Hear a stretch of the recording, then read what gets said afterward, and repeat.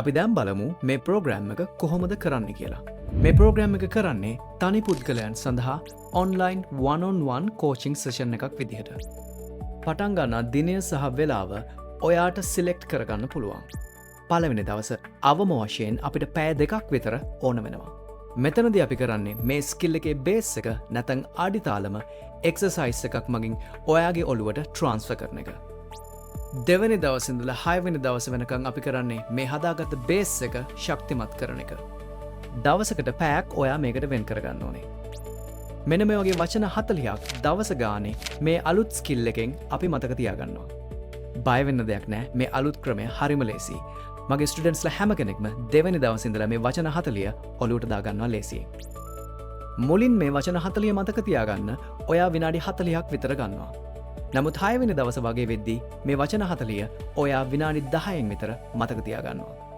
උදාහරණයක් විදිහට මේ ස්ටුඩන්ට් 4 වෙනි දවසේදී මේ ටාගට් එක ඇචීව් කරලා තියෙනවා. වචන 46ක් විනාඩි 10කින් වගේ මතක තියාගෙන තියෙනවා.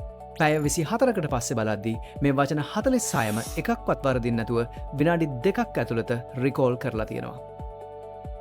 7 වෙනි දවසේ ඉඳලා දවසකට පැය ගානේ අපි මේ එක්සර්සයිස් ටික කස්ටමයිස් කරන්න ගන්නවා. ඔයා ස්ටුඩන්ට් කෙනෙක් නම් මෙතන ඉඳලා ඔයාගේ ස්ටඩි මැටීරියල්ස් අපේ මේ අලුත් ක්‍රමයට පාඩම් කරන්න ගන්නවා. සහ ඔයාගේ ස්ටඩි ප්ලෑන් එක අපි හදන්න ගන්නවා. ඔයා කෝපරේට් එම්ප්ලොයි කෙනෙක් නම් ඔයාට ඕන විදිහට අපි මේක කස්ටමයිස් කරන්න ගන්නවා. නම් මතක තියාගන්න meeting details, product details, SOPs, presentations, you name it, anything, we're gonna start remembering these things effortlessly.